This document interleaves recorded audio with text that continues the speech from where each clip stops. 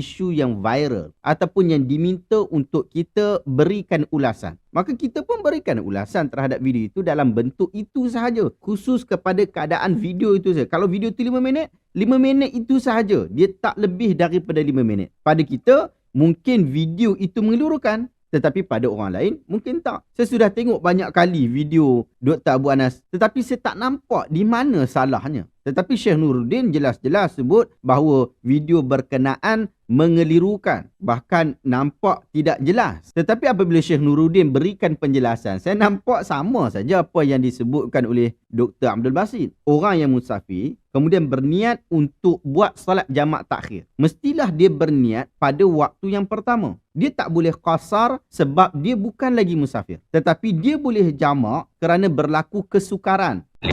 Assalamualaikum warahmatullahi wabarakatuh. Ustaz Syahabuddin, kalau tak nampak perbezaan, jangan komen tentang hukum. Coba tengok apa yang Abi jelaskan di situ.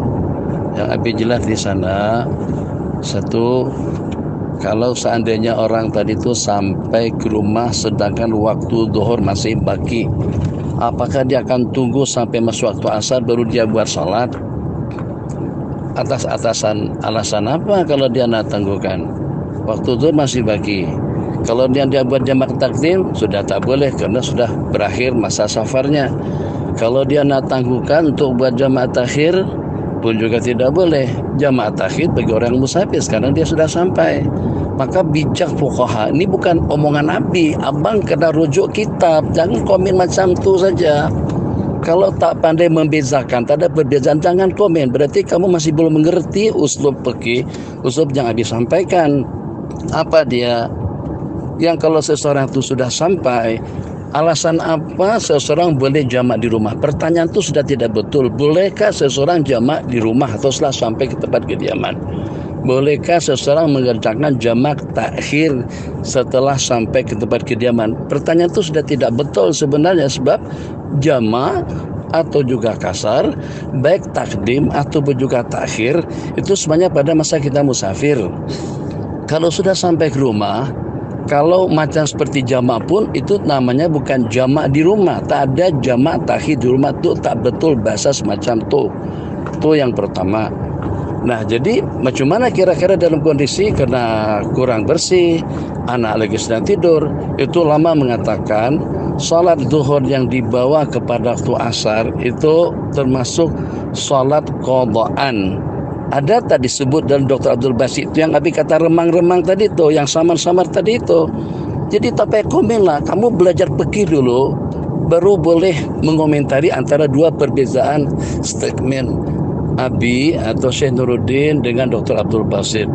Jadi Dr. Abdul Basit bukan salah, dia macam memang seperti jamak, macam seperti jamak, tapi hakikatnya itu bukan jamak. Yang hadhur itu jadi qadaan, tapi qadaan yang terampunkan. Kenapa terampunkan? Karena tadi niat nak jamak takhir, tapi keburu sampai, jadi belum sempat untuk melaksanakan jamak takhir, ternyata sudah sampai di rumah. Jadi kalau seandainya dia sudah dapat pastikan tak akan mungkin buat salat jamak takhir melainkan setelah sampai ke rumah, dia tak boleh takhir. Sebab atas alasan apa tak menakhirkan waktu zuhur? Sedangkan dia tahu sampai ke rumah setelah habis waktu.